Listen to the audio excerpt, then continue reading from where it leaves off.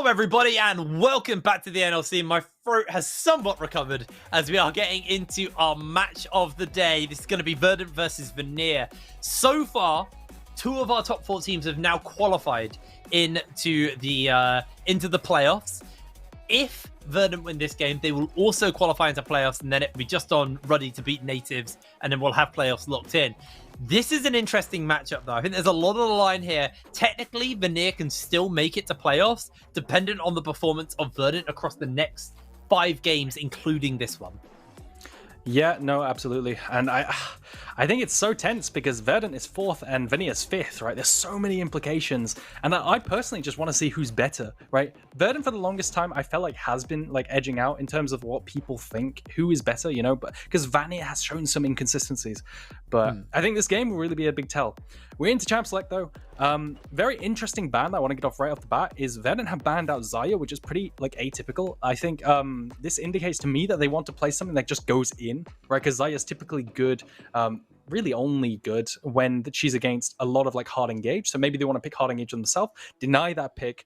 Very interesting that their read on Xayah is really peculiar because before there was a very controversial draft where they like blind picked Xayah pretty early on, and I was very confused. Regardless, lots of meta picks after that taken off the board. Maokai, Sejuani, Elise, the trifecta of jungle. You never give up one, to be honest. Like some teams give up Elise and then just regret it. So those taken off. We go down to the next branch of junglers, and that is going to be Vi, Wukong, probably Handshake again. Other meta picks include bot laners like Ashe, which I'm really surprised isn't taken off the table. Ashe, Varus, Lucianami, Annie. Those are on the top of my list at the moment. So we'll see what they handshake with now. Alrighty, let's see what the handshake is going to be then. So, obviously, we did see a bit of Lee Sin from the previous game. Absolutely killer game coming up from Akabane on that one. And it looks like that is going to be the lock-in here for Ploxy. The buffs to him have kind of given him a bit of a resurgence in the meta, and he has returned to favor and to form. Let's see what the next pickup is going to be. They'll probably look towards that AD carry support role. Obviously, the Zeri has been left open. The Lulu is also up and available as well. So that is up for them for grabs if they want to go for it. And it looks like they may lean into that for Chrisberg. I think Chrisberg favors and suits hyper carries with enchanted supports. It's very much a playstyle that suits Chrisberg's style. So I actually do like this one for him. But he did just pick that into Vi, which is something you kind of got to note. Vi is typically picked up as an answer to Zeri. Chrisberg, obviously trusting in whatever Trutch is going to get his hands on here and what he's going to be able to do with this. It looks like on the other side, though, Verdant may look to answer out here with maybe even a Lulu and a Sivir for themselves to deny that. Yeah, and I think something to consider as well, going into the next phase, I 100% think Syndra is going to rise up in priority. Syndra is typically the pick into Zeri, because you just ult her and then you scatter the weak and then she can't move, right? Pairing that alongside with Vi is really potent too, so I can imagine Syndra's going to be taken off the table. It'll be very interesting to see Alistar picked into Sivir. Of course, like an old school counter where the Headbutt Pulverize will actually go through the spell shield, right? Something they could opt into. Alistar being part of the squad of melee supports, we're seeing a lot more of them recently. That did get buffs. I wouldn't be surprised to see, like, now from the side of Vanir, Syndra last ban. Please ban that. And if not, then Verdant are probably going to pick it. On the flip side for Verdant, what do you ban? I think you pinch top lane blind picks if you want to. Maybe Cassante, maybe something along those lines. But other than that, I think it's going to be mid bans. Yeah, I think you might be right on that. Alistar got AP buffs as well. Like, does more damage. Yeah. So something to keep in mind. Alistar early actually does a surprising amount of damage. So keep that in mind. He might actually do a little bit more than you think. The Gwen has been banned away here. Like we were saying, we're kind of expecting this to be a Syndra unless Vanir are feeling comfortable enough to blind pick the Syndra. Would be a little spicy, leaving counter for top. Been a while since I've seen top lane get counter picked, to be honest. So but we'll see what they do decide to ban it. It's going to be the Scion, actually. Interesting. So what I want to see now, because that's clearly what Verdant is showing, they're banning all disengage. Okay, Gwen is like, she wants people to come into her. They have banned Syndra. That's very interesting. Maybe they don't value it paired off with like a Sivir or something like that. I have no idea, but I think it's really good here. They're banning disengage with Maokai and the Xayah. So maybe they want pairings like something melee that just goes in with that Vi, or like other Vi pairings and stuff like Galio, Talia, anything that follow up Ahri maybe they're going to look for, but I really like Syndra here. Oh well, all good. Let's see where they blind pick. Probably a top laner. Gnar has been a strong, like just a stable top laner pick. These past 2 patches, the go-to, honestly, especially since Cassante nerfs last patch, or this patch rather. I think the Cassante nerfs were pretty substantial. His win rate did drop a bit. He's probably still decent. But yeah, Gnar is just up there right now. I think he gets several builds like Black Cleaver into Triforce or the other way around. But we'll see what they answer with on the side of Verdant. Again, stuff that goes in is the name of the game. I think it might be Camille Galio. I think, I think the Gnar's a good pickup here for Lingui, because you talked about it a little bit at the beginning of the day. You think that Nili is probably the best top laner in the league. Lingui has been struggling on the other hand, so getting himself on something like a Gnar where, you can kind of comfortably lane, but also you can have impact for the team, is a very big one. Nili obviously getting his hands on to the Camille, though, can be a real nuisance as we move later in, but Errol actually looking in the Cassiopeia here. Now, Azir is up and open, so Luca could look towards something like that into the Cassie. It's a pretty typical matchup. Obviously, the Orianna was another one. I kind of just going back to, like, whenever you see, like, Cass and Azir and stuff, you kind of have that world's meta, like, what mid laners do get picked up. They actually just go for the Victor here. It's I actually don't mind that now I think about it, because, you make, like, a massive space of, like, kind of, you jump forwards, you're going into like a gravity field, you're going into the Chaos Storm, you're going into the Alistair, you are going into a lot on that front. Yeah, I'm not the biggest fan of the pairing, honestly. Maybe I'm missing something. I just prefer having Vi with stuff to follow up. And yes, you have the Camille, but a blind pick Cassiopeia is really peculiar. Maybe this is a read onto Luca's champ pool saying, you know what, Cassiopeia counters like melees and stuff like this. Typical melees you might pair off, like short range champions that you might pair off with the Lee Sin or Lucas champ pool in general. So they're saying, you know what, I'm going to pick Cassiopeia because you can't counter anything. I think typical standard counters to Cassiopeia are like those control mages. So just opting in for the Victor, maybe Luca can pilot it well. I think he has shown he plays Orianna too. So I'm not too sure. We'll have to see how it goes. I'm not the biggest fan of it. I would have preferred something else for Errol, but we'll have to see. Yeah, we'll have to see. There was a lot open, but I think, they picked this for a reason. They'll have a plan in mind of how to play this. I guess, let's talk about the win cons. What are the teams going to be looking to do in this game with what they've drafted? I'll start with Verdant, as they are the team who are currently one game away from qualifying for those playoffs. What is their win con right now? I think it's really difficult, right? You have the level 6 all in the backline dive, I think is the big thing, right? But then you also have like a kite back composition. I guess Severe can just press R as well as the Vi and the Camille. But you have kind of like kite back with the Lulu and Peel. I guess you could also dive with the Lulu R. I think it's a bit of a back and forth because Cassiopeia kind of wants to play like that front to back, but you also have like dive with the Camille and Vi. So I think there's a bit of a mismatch of, what's the word? Mismatch of identities of win conditions. Yes. Yeah. So that makes it hard to say exactly how they'll play it out. I do like the fact that Nile is on this Camille, though. I think he's shown that he's incredible at this Camille. He was 1v2ing, 1v3ing like very frequently against good teams. I think he was against Banderas, right, who is touted as another top laner, and he was solo killing on Camille. Granted, he did have counter matchup, but even early on, he was solo killing where it's not exactly as favored, and he was finding escapes versus Johan and stuff like this. So like to see that. On the other hand, though, what is the win condition for Vanir? I think it's incredibly difficult to say. That's fair. I looking at it in its core, it's kind of wait for Chrisberg to hit that kind of like 2-3 item mark. Obviously, Victor as well around that time will be on a like. You have a lot of power to kind of get into that. We have a little bit more time to talk about it as well, because I did just hear in my ear that we have a pause before we get into this game. But I also kind of want to talk a little bit about this Camille in the sense where Nili will be in the side lane, be a real problem. He can jump onto Lingui and really bully him out if he can get into range of him. But there is on the other side, in a team fight, if he decides that Chrisberg is the person he chooses violence versus, the Alistair can headbutt him out. The League can kick him out. Even technically, the Gnar can displace him and end that Hextech ultimatum. So there are little things on that front to be thinking about. Which made me make it a little bit harder. I really want a level 1 5v5. A little standoff going in here. I really want that level 1 5v5. I feel Verdant don't want that level 1 5v5. There is way too much. I mean, the Alistair headbutt pulve, or just the pulverize, I guess, at level 1, be really impactful. So they are just going to back away as they move off towards their blue side. Right. So the reason why I was saying it's pretty difficult to see what Vanir actually want to do is because like you have an early game jungler in Ploxy, right? Lee Sin did get some scaling buffs, level 13 onwards. I believe that's what Freak said in his rundown. But your only setup early is this Alistair, right? Every other lane kind of just sits there and chills, whereas the side of Verdant has way more tools and scaling, right? Verdant can Camille R plus Vi R onto the Gnar, right? And it's just impossible to play. That's typical. That's why you take Camille into Gnar. In isolation, Gnar can actually win that, but Camille's setup is too threatening and too good, right? And then you have the. I think what's going to happen is just like scaling bot side with maybe a play with Alistair at one point, but very likely they just get pushed in. You can see Clyde just walking at him. Alistair level 1, notorious for being pretty weak, and the volatility is probably going to be around top side. Notorious for being pretty weak is a pretty nice way to put it. He's garbage. He's literally he's not a champion until level 2. He's just a walking ward who can occasionally knock up if you misposition into it. Chrisberg eating the first half of a boomerang blade and that glitter lance there from Clay, heavily chunked out. And I mean, this is what you expect when you have that Alistair. You are just gonna unfortunately get shoved in. Level 2 gets picked up by the side of Verdant. They have now got themselves an advantage in that bottom side. We'll see whether or not they can maybe contest this a little bit further.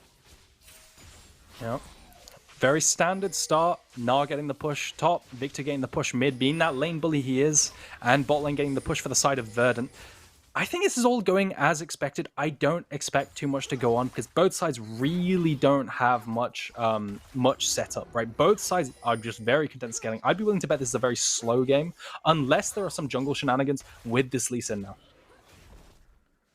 Oh, Bloxy was thinking about it, but has decided he's not able to do so. I think partly because this Pixel Brush had a ward in it, and he was probably seen moving over. Touch now has hit that level 2 mark, so it does have the headbutt pulverized, but level 3 has now been picked up by Kevo, and Chrisberg is just mega chunked.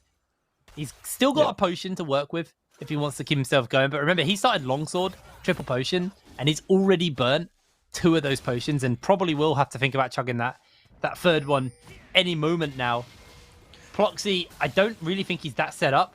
Is maybe going to get jumped onto here by Clay and Kevo, but they are just going to move away. Crab just secured. I think it's going to be might be a double crab. You could see Lingui is actually dropping a wave to potentially move down and gank Errol. This would in turn secure Crab. This is a kill. Lingui with a very, very creative little roam at level 3 into mid lane. Just able to secure the kill onto Errol. Ghost comes out from Luca just to make sure he's extra safe, extra hard to pin and kind of get killed by Errol. Yeah. Really, really nice stuff there, actually, from Lingui. I think what happened there was Lingui actually crashed the third wave into a cheetah recall. And then instead of walking straight back topside, what he did was walk through the jungle, which gave him the option to potentially roam down to mid. And then, because the opportunity presented himself, he just turned up and autoed him to death. So really nice bit of gameplay, not just walking straight top, because then he would have lost the opportunity. Really good stuff from Lingui, giving himself opportunities with pathing. Yeah, very, very nice indeed. Is down pretty significantly in the farm department. Errol now doing the same thing. TP's into mid, making to look for a play on the bottom side. Chrisberg's low HP. Errol does have the flash, gets the movement speed off the Q, looks for the slow. Chrisberg chunking out and down goes Touch. Errol secures the kill. And these roams early are not something I would have expected, right? These champions are not notorious for roaming. Gnar roams are pretty pathetic, right? So are Cassiopeia roams, but they're managing to make it work. And Touch is having a really miserable time now. Yeah, really, really rough there. And Chrisberg, in the meanwhile, now getting a large wave shoved into him. I believe he's able to pick up the majority of it, but even so, it's very, very low. And a couple of ricochets and a boomerang blade, and he's down. And I think he's very much aware of that. It's incredibly hard to play melee supports into double ranged right now. Just so many nerfs over time, right? You got second wind nerfs, everything like this nerfs. And they did, basically what they did this patch was they tried to buff melee support's tankiness to allow them to engage multiple times, but it's just not working out for them. They're never allowed to engage right now. Touch is just not finding the angles, and then he's just not allowed to like constantly reset with HP and the regen from the buffed healing, right?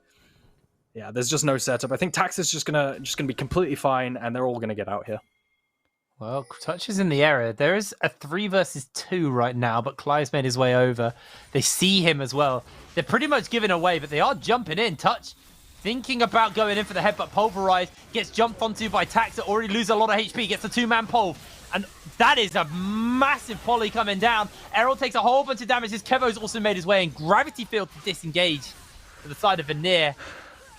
That was a little bit sloppy, to be honest, on both sides. There is so much disengage as well, right? There is so much disengage as well. You have Gravity Field. Eventually, you're going to have Lee Sin kick. You have Headbutt Pulverize. I think Lingwee's going to land an ultimate here for a big chunk onto Nilly, but Nilly with the fancy feet doesn't get hit here. But yeah, just going back to that mid lane play, this is why I was so confident in saying there's just nothing's going to happen. It's because the level of disengage, you have Cassiopeia and Miasma just on the floor. You can't walk through it. They tried to engage, but Cassiopeia, like the purple gas, just doesn't let you walk past it. You can get polymorphed, gravity well, everything just refuses to let you fight early game. And that's why we're having a slow game right now. I mean, I genuinely think Miasma is the most miserable ability in the game. Miasma, that was it. Thank you. Absolutely loathe it. I absolutely loathe it with all of my being. It's such a boring ability, man. Like, oh, you can't flash, and you're slowed, and it's quite big, and it also does a dot damage. Like, I hate it. I hate it so much. Obviously, very situational in where it's actually useful, but god damn it, I hate it. And this is where they value it, right? Like, they picked it into the Alistair and the Lee Sin. So despite potentially getting counterpicked, they said, you know what? It's worth it for the team to have this level of disengage. I don't necessarily agree with that. I think you could have picked something like maybe a Talia, which also has a good amount of disengage and also synergizes with that vibe. But again, champion pool issues potentially. And maybe I'm just wrong. That's what I would do, though. I think that's fair. Either way, deciding not to go for that in the Cassiopeia has had, you know, its impact and its non-impact. I mean, Lingwee's roam into the mid lane. Maybe not the greatest for them as a touch. Actually, we do see jumping in for a fight onto Clyde. They pop the ultimate there. He's going to jump forward. Clyde's losing a lot of HP. Remember, Zeri can steal away these shields. Just one of those kind of like almost forgotten aspects is Nilly going low. Not going to be going down, however. Action, honestly, breaking out across the map everywhere. And Lingwee throws a satellite at Nilly, but he managed to get with a sliver of HP. I think this is going to turn into a Herald. They do have numbers advantage for the side of Vanir, so yeah, I don't think this is ever going to turn into anything. Touch very low, bot lane extremely volatile, top extremely volatile. I think they were both looking for a gank before Herald spawned to potentially secure it for themselves. A little tempo gank, you know, into the lane to potentially chunk out the enemy top laner or the mid laner and force them to recall, securing the Herald with numbers advantage. Goes the way of Vanir, and in the end, they get the Herald. Let's see what they use it for. Yeah, let's see where they go with it. I partly feel like I'd like to see it go mid, because it means that second one will result in the tower going down. You open the map up, you force the Cassiopeia back. As long as Cass has this mid tower, she's very safe. With the Miasma, with the ultimate, like, you can't really do much into Cassiopeia. She'll just clear the waves out. So I actually feel like I would like to see that there. As Lingwee just getting a nice old bully onto Nilly, gets another hyper proc. Has now got that, has almost got the Gnar back up and available. It's actually still on cooldown from the previous time. Earlier ranked, no, you don't have it up every time you're Gnar out. As, are we seeing a gank? We do have Vi ultimate. Cease and Desist is incredibly potent at finding this. Luca hanging out in Fog of War, same with Touch. And they do see them coming. Oh, Touch was sitting on a pink ward, actually. I don't think he realized. I didn't realize. No, the pink ward went down by Cly. Ah, okay. Because I only just saw it. But Dragon started up. Priority over to the side of Verdant. They're all on the objectives, but Errol is crucially like stuck outside the pit. You want them to come into you, so he ideally starts inside the pit. And he's a very awkward angle right now. He can get turned onto. This is a very sketchy fight for the side of Verdant. They're going to throw down the Chaos Storm there. Touch maybe looking for that headbutt pulverize onto Errol. Does have the flash, but it's not going to land it. And honestly, that was just a bit of a questionable one there from the side of Vanir. The shield goes onto Kevo, so Chrisberg just changes his attention into Cly. A bunch of damage off onto him. Still haven't seen that Herald get used. They probably could have just given up the Dragon. Herald is mid. It's honestly an option for the side of Vanir there, but they decided not to go for it. Ploxy somewhat struggling now to find a position to go and a place to go. Yeah, and that fight was really peculiar as well, because I don't think Errol had the best positioning, right? As Cassiopeia, you want people to come into you, right? Because then if they come into you and, you know, they get miasma'd, you typically win in all ins, right? But he was caught off, like, all the way towards mid lane and wasn't near the pit, so his team couldn't follow up. I was wondering if Vanir pulled the trigger sooner. I would have to go back and see like how far away his like Chrisberg was, because I think Chrisberg was running from base. If they pulled the trigger sooner, maybe they could have found a fight. Regardless, Dragon does go over to Verdant, and the game is back to a fairly neutral state. I think there's going to be a gank topside soon with this setup from the Vi. I think it's just going to start now. Yep, Lingui, he's going to try and flash out, but they pin him in place. Nowhere for this Gnar to go. And Nilly's able to find the kill. Just greedy. He knew his entire team were on the other side of the map, and he was just stepping up.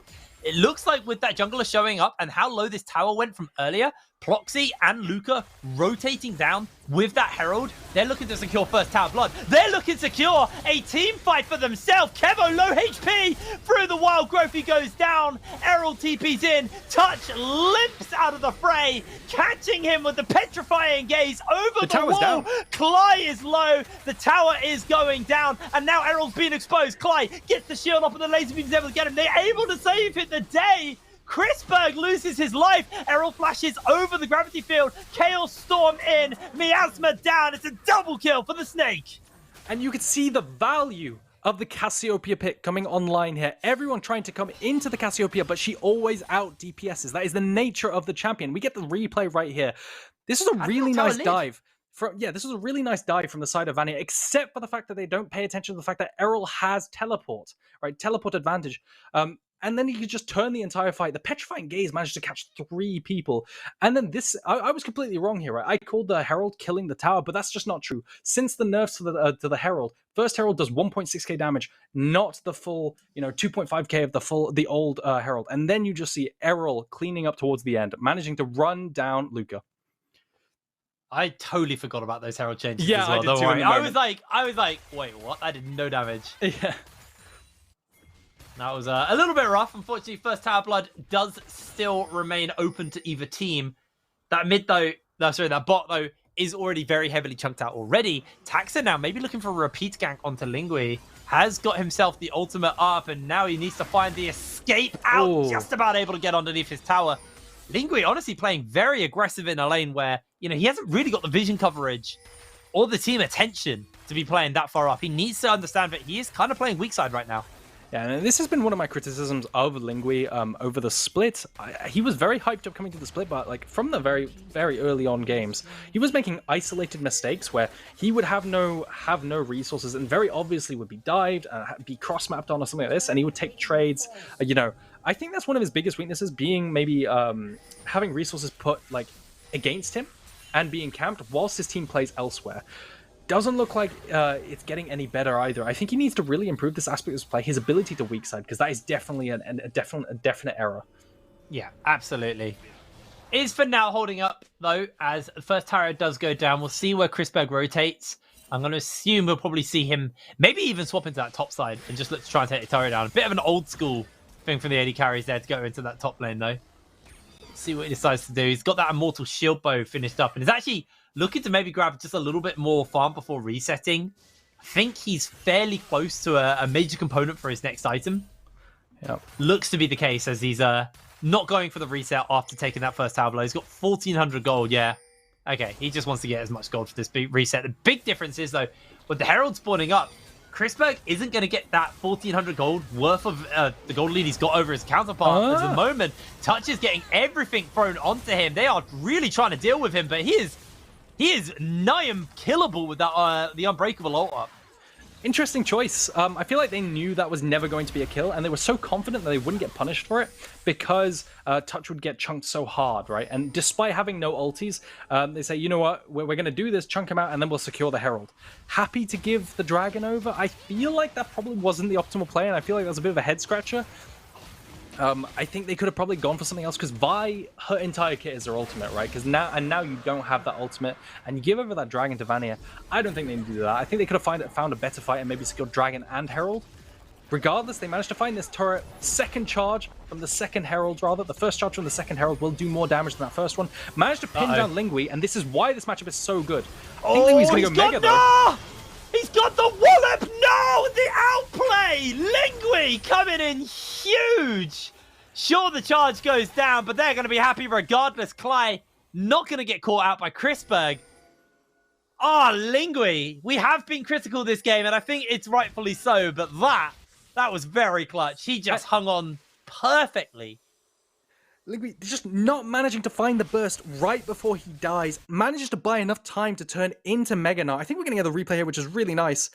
You can see here, he's so close to Mega. The burst doesn't come out despite having 2 completed items in Black Cleaver and Divine Sunderer. Manages to turn Mega and wallop it into the tower, turning around the play. Absolutely lovely. They don't stop the charge, but that turret will recover some health over time. As we're seeing where the rotate's going to come out here. We're seeing Chrisberg building towards that Infinity Edge. Has got the BF Sword and the Crit Cloak in his inventory now. Versus Kevo, who is a level down and just has that Kraken Slayer. So is actually pretty significantly behind where Chrisberg is at.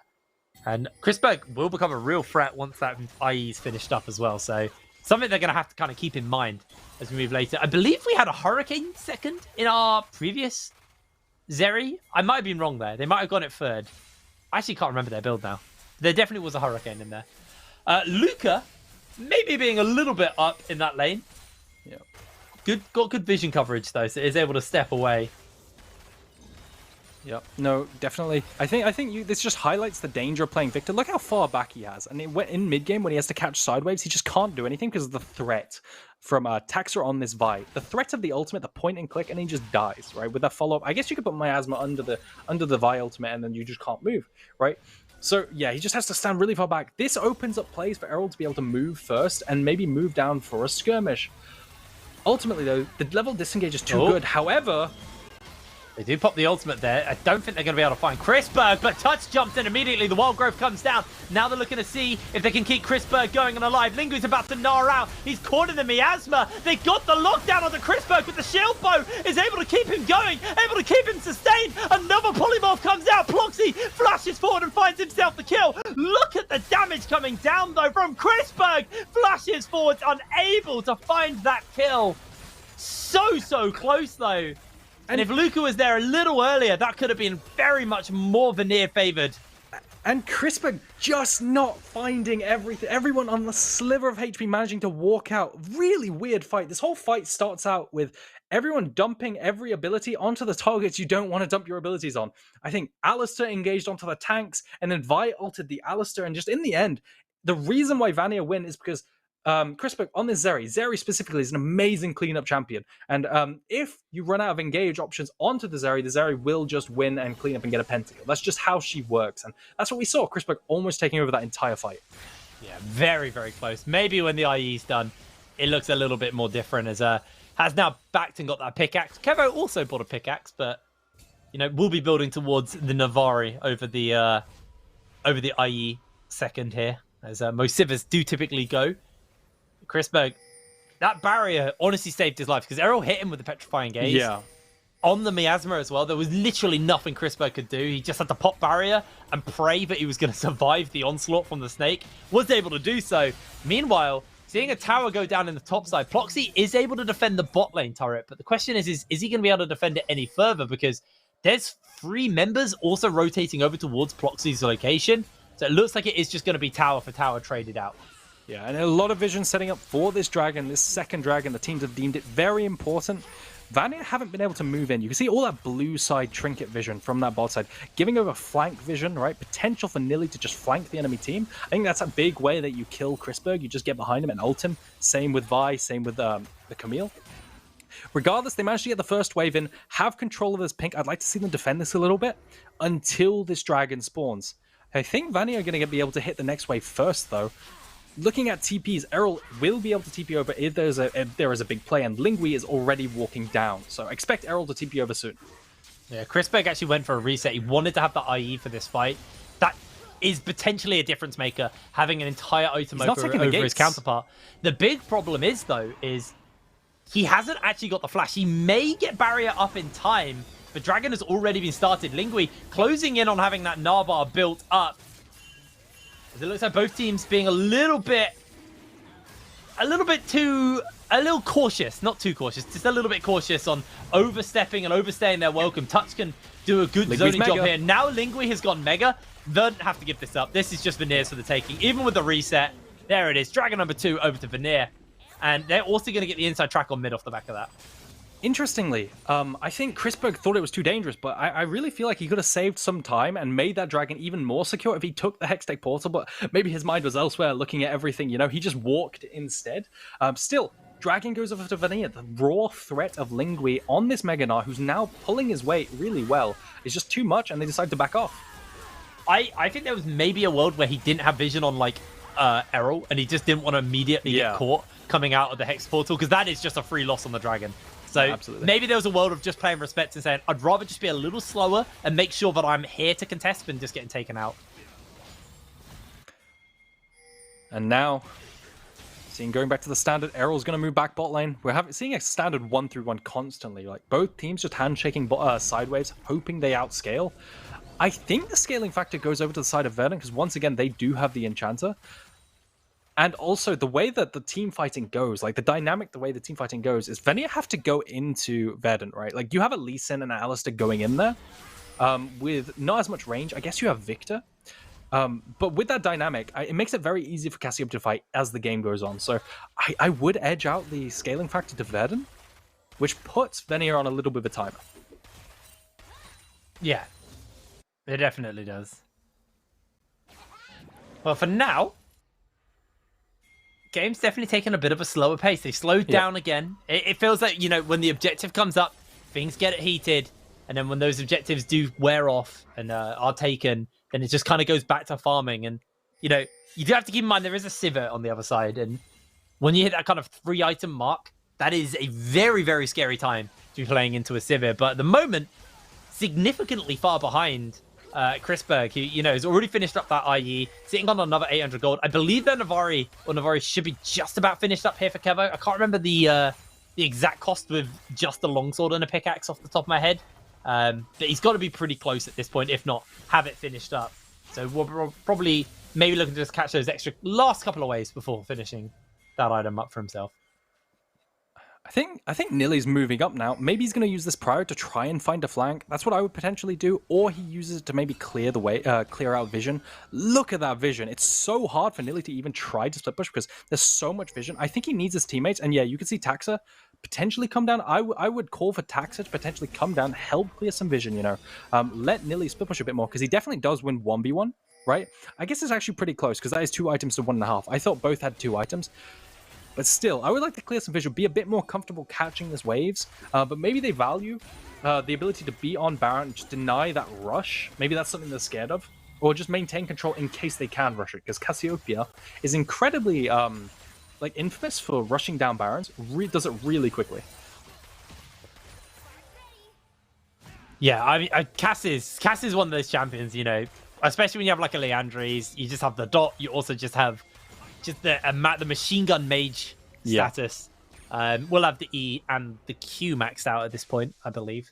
On the other side, though, you know, you've also got Chrisberg on the Zeri. Like, Zeri also very quick at taking these objectives, able to do some serious damage, especially now the Zeal has been finished up. Always half an item over Kebo.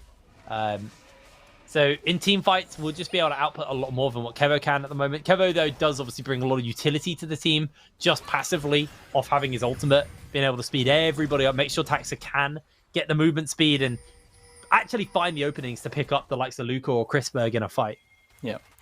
Dragon spawning in 1 minute, 5 seconds. Both teams just fresh off of a reset now, coming out with fresh wards. Going to try and maintain vision on that Baron, because I feel like there's a game of chicken going on right now. There's a game of chicken of...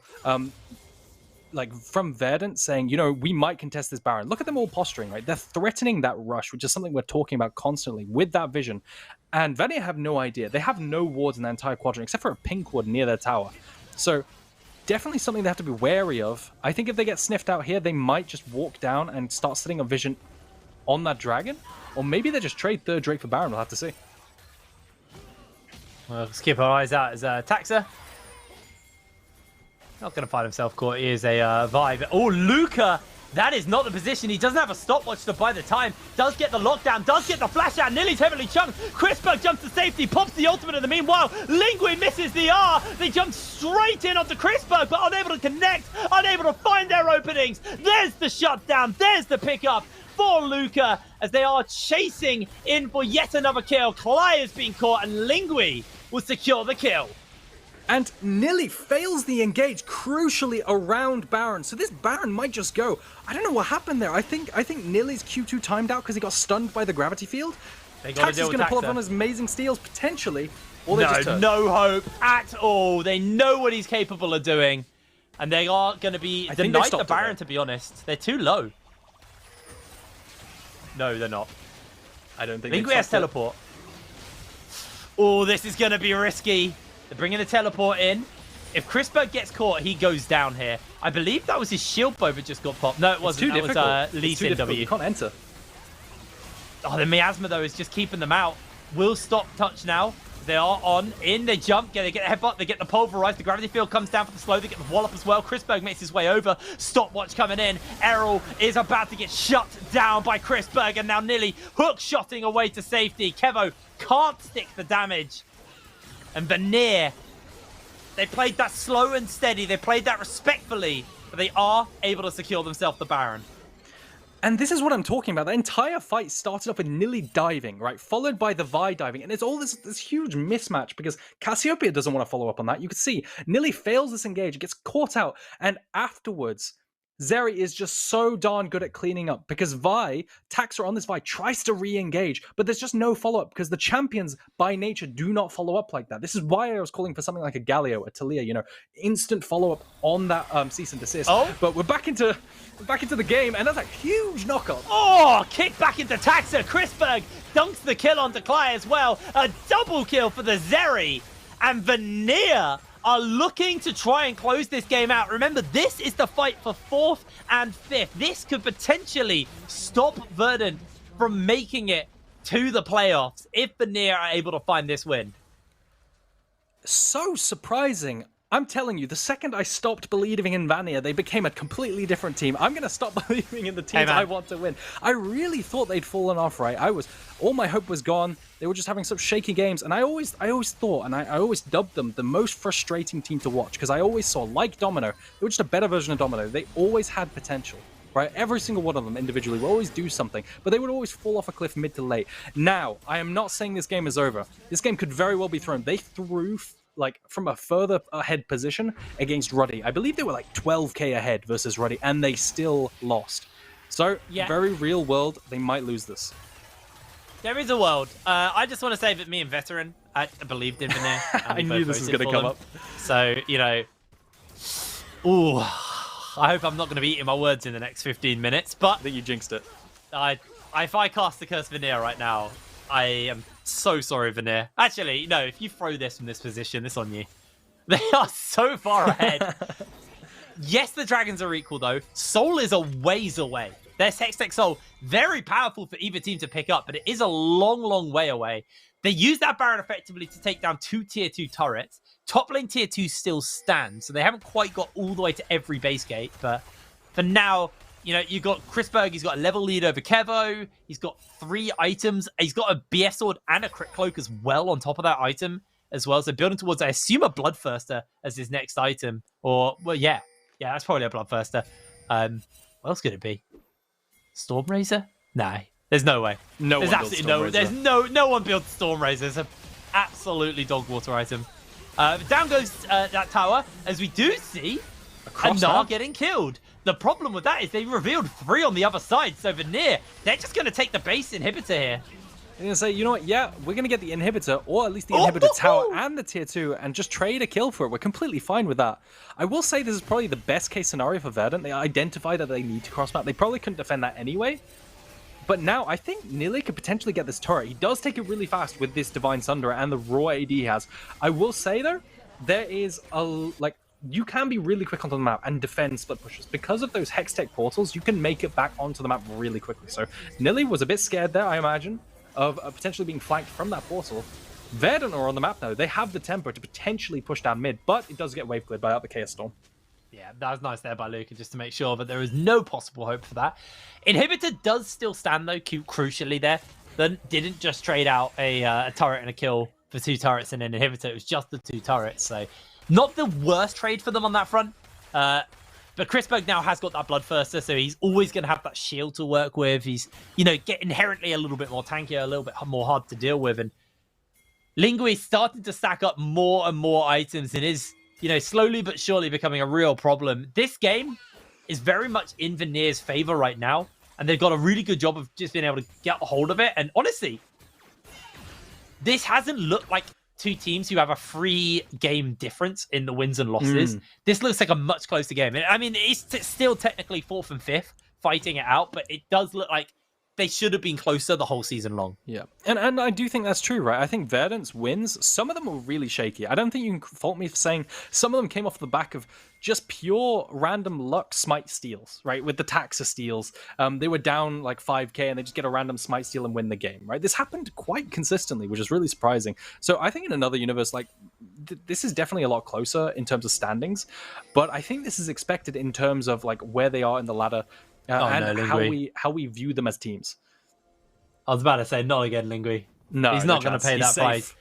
I mean, Hexdrake's coming up in the next 25 seconds. There's no way he's overextending topside. He's just picking the wave up, going to play it chill, and his team can secure the dragon. Baron's not up for another 30 seconds, so they can quickly burst this down. Lingui now may find himself in a bit of danger, jumps out the vial. They throw everything into him, but he's about to gnaw out. He gets the wallop onto 2. Luca comes in and makes the hero save. Taxa's slowed. Taxa's laser beamed out. Lingui pulls it off again, and his team get the dragon. They'll move towards that Baron to make sure it's not going to be traded out. Absolutely beautiful by Lingui there. And Lingui manages to get supported by Luca. Look how fast he is. Pops the ghost, manages to come back at 700 move speed and save his top laner. Buying enough time with that Mega Gnar, and that's the second time Verdant been caught sleeping. Ulting a Gnar, not quite bursting him with that Camille and the Vi, letting him turn Mega and just getting turned on. Look at the stopwatches now.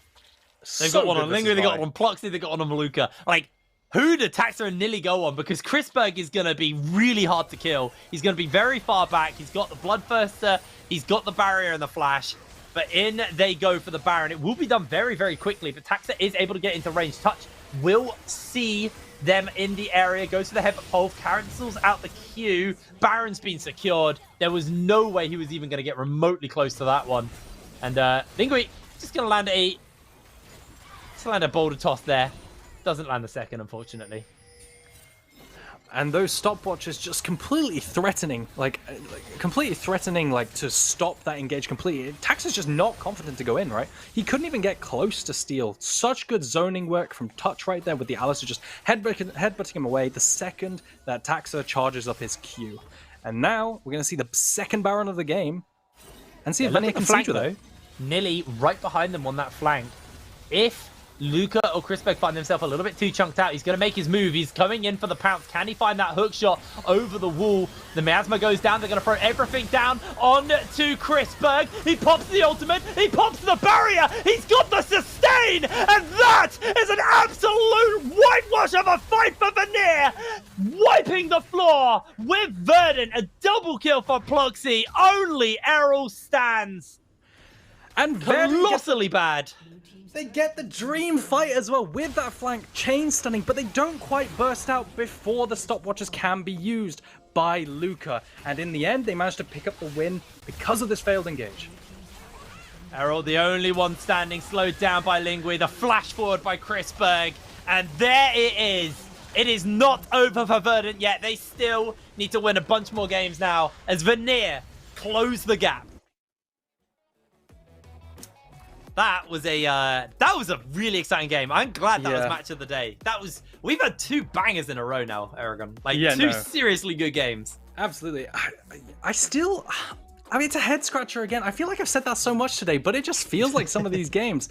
I don't like Verdant's draft, right? Like the second it got picked, the Cassiopeia lock-in. I was thinking team fighting is so important. This team does not team fight like on theme, right? None of the picks feel like they make sense together. Like Cassiopeia doesn't follow up on a Vi, which is typically what you pair off with. And then they made some good plays, yes. And Errol did do the best of the situation. And don't get me wrong, Errol played really well, right? He was 5-0 at one point. I just feel like he got let down with this draft and he wasn't unleashed to be as good as he could be. Yeah, he was unfortunately pretty heavily denied. He had a fantastic start, but honestly, Lingui, I am borderline tempted to call him MVP off that game. Like, I'm not going to say it definitely. We will talk about this, but he was on weak side. And yes, I think he did make some pretty critical mistakes in some of his weak side play. But there were just a couple of really key moments where he held the line and just allowed his team and brought so much pressure for his team that I would dare say it. I'm curious on your thoughts on it, though. No, I completely agree. I think this is a way better showing than he had before. I think there were still some issues I had with the gameplay, but he had a hard game, right? He had a lot of stuff thrown at him. And despite that, I think he made it work. So yeah, I'd be willing to give him MVP. I think there were other candidates. I think Luca also played well. I think there was a lot of good play. I think Luca was honestly amazing this game. I think Touch genuinely played the game really well as well. I think there wasn't a bad player on the side of Vanir. The reason I wanted to give it to Lingui was because we kind of called him out at the beginning of the game saying, you know, Nilly is just inherently a better top laner than him. And Lingui is one of the top laners who, I don't want to say worse, but is definitely at the bottom of a lot of tier lists and didn't really have the performance this season that has kind of met the expectations of a very stacked top lane roster. Nilly being at the top of some of those, top of some of people's lists for like the lanes, the individual lanes. And for him to have such a good pop-off game, it's controversial maybe to some people, but I'm going to say Lingui is the MVP. I agree. You know what? I'll give it to you. There we go. I mean, you're going to be biased because you're a top laner, but yeah. There you go. You have it. Lingui is our MVP coming out of that game. A just absolute banger game 3. Really, really good. I'm excited to see, you know, what our interviews are going to be looking like and, you know, what the teams are going to have to say about that. You know, for Vanir, they're probably going to be very happy, but, you know, the journey's not over yet. I need to run the numbers and look at a folder sheet to know exactly the situations in which they make it to playoffs, but it's still a road to be traveled. There's still 4 games left for them to play this season before we get to playoffs, and I do believe if Verdant win all of their 4 games coming up, then it is impossible for Vanir to catch up with them. Yeah, it would be impossible. I'm curious who they're playing. Let me have a little look. So next week, Verdant are playing Nord, and then they're playing Riddle.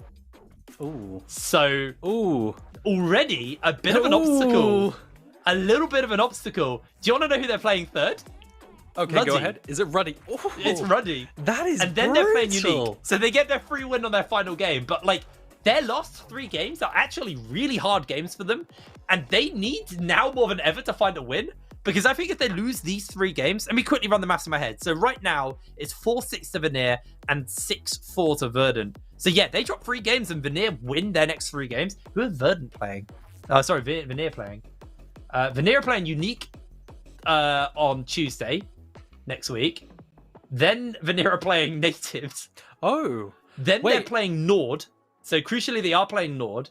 And then they're playing Ruddy. So their last 2 games of the split are actually quite hard. But I'd say they got 2, I don't want to say 3 wins, but definitely easier to take games. So this actually might come down to the wire for 4th off the back of that. Yeah. I can definitely see, yeah. That's hype. That's actually super hype.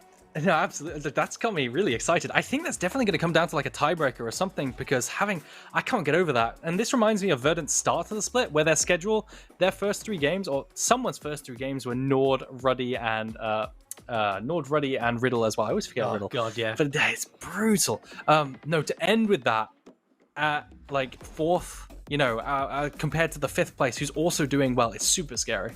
Yeah. I am so excited for these last 2 weeks now. There's so much on the line off the back of this. It's gonna be a banger story to kind of follow the likes of Vanir over the next couple of days and see exactly how they perform and if they can make it into that final spot in 4th. They look a lot better. I do think versus obviously they got their game versus Nord still to go and their game versus Ruddy. In their current form, I don't think they would beat those 2 teams. Nord were challenged by Domino, but they didn't lose that game and they never like lost every fight. They were just challenged. And I think that's kind of the crucial thing to talk about is, you know, they did a good job to challenge. Domino did a good job to challenge Nord, but like at the end of the day, Nord still felt like they had a pretty solid grasp on that game. And you know, we spoke to them as well afterwards, and they said they still, even in games like that, take things very seriously. So I don't think Vanir are going to be finding 3 wins versus Nord and Ruddy. I'm not going to completely rule it out, but you know, I do think they've got a week to work on that. I'd like to see them next week really show us a very clean game to prove that they actually would be able to go toe to toe with those 2 teams who like was it Kiba? Yeah, I think it was Kiba who said, Kiba, yeah. You know, yeah, they both have 2 very different play styles. Like Ruddy force you into mistakes, nor wait for you to make mistakes. So, you're prepping for two inherently different teams in your final week. But it's gonna be a good one. I'm excited to hear from the teams after this game as well, though, because I'm sure they were, all very tense about this matchup and what it means. I'm going to be very interested to hear what Verdant have to say, especially considering their end of split run, where they've got to take 1, 2, and 3 in that order, pretty much, down to even have a chance of making playoffs. So it's going to be a banger final couple of weeks out of those guys, and it's going to be a hard one. I mean, I think that's the key takeaway for them. It is going to be a hard one because prior to this, they'd only lost to Nord, Riddle, and Ruddy. They were the 3 people they'd lost to. Yeah. So we're in for a treat, Aragon. We are in for a treat. I'm going to be honest. I don't see them picking up wins. I don't see either of these teams picking up wins versus Ruddy, Nord, and Riddle. And that's not shade towards them. I just think our top 3 are really stacked. I think it's definitely very clear cut, like our mid tier teams and our top tier teams. And there's a line, right? And I think if you had a tier list of it, you'd have like S tier, and it'd probably be like low A, for the next tier teams. I definitely think there's a gap. And will they drop games? I'm not too sure about that. I don't think so. No, I mean, anything can happen. We are also very much aware. Well, actually, Ruddy not so. If Ruddy win this game, they're qualified. But on the other side, if Nord and Riddle, now that they've qualified, and if Ruddy do win this next game coming up versus Natives, which, let's be real, we're kind of expecting them to win that one. If they do find those wins, then maybe they are going to be a little bit more experimental as they're prepping for not only playoffs, but also they've got to think a little bit further ahead and think about EMEA. Because you can't just go, I'm only focusing on playoffs and we'll have our style for that. Because I think that has been a crucial failing of the NLC teams, is a lot of them are focused purely on this league and the and like the games played in this league. But then when you get to EMEA, you highlighted it perfectly with Dusty, where Dusty didn't have a comp they could really play versus a bunch of the other teams and a bunch of the LFL teams and Superliga teams and stuff. They completely fell apart. So I hope we do see some of those teams start to prep a little bit more going into playoffs. Anyway, we have a good old friend of mine ready. Hello, Tom Kick. How you doing? Hello. I am not sure if my mic is correctly here. There was a technical problem. I can hear you. Hopefully it sounds working. okay.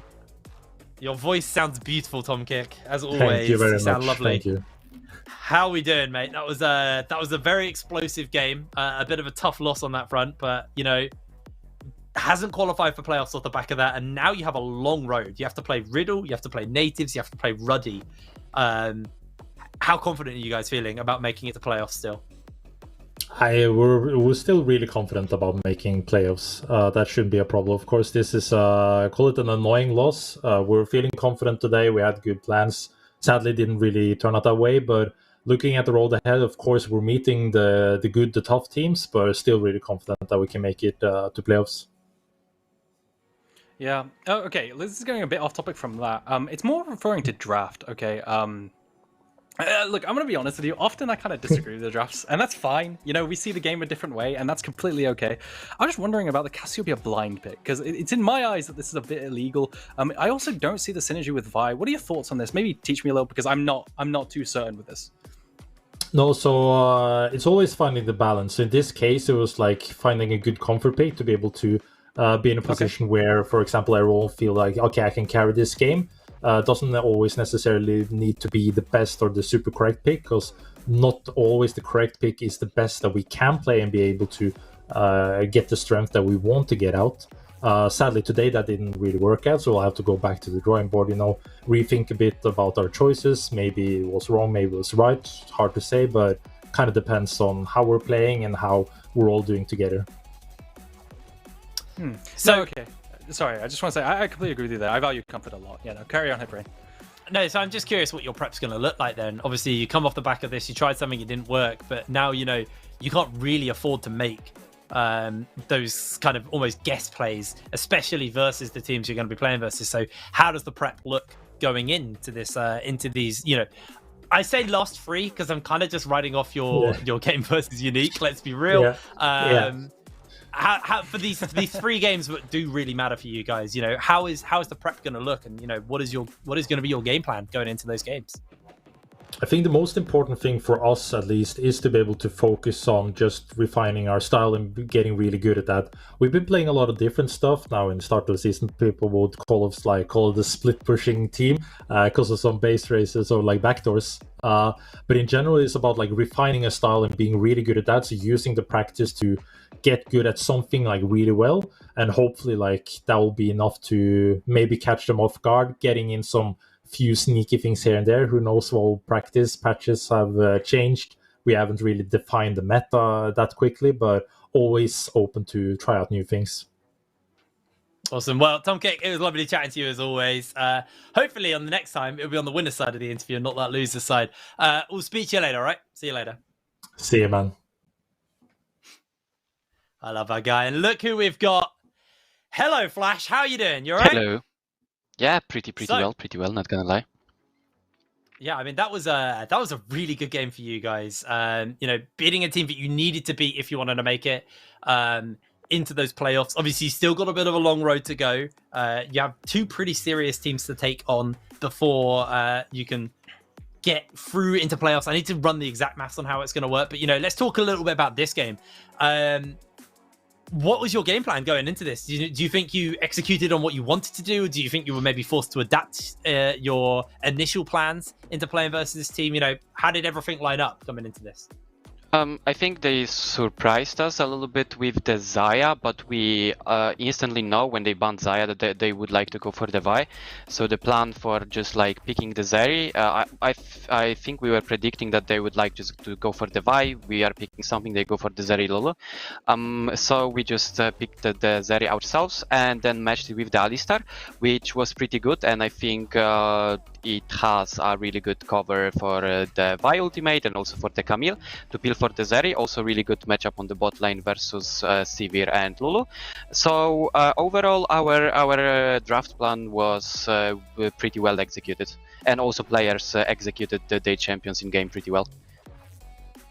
Yeah, so about 2 weeks ago, maybe 3 weeks ago, 2 weeks ago, something like this, we had a Vanir player on, I think it was Kevo, and he was saying how you guys had issues, like there were inconsistencies. I think everyone else saw inconsistencies. I dubbed you guys as the inconsistent team, maybe due to lack of practice. I feel like he said at one point.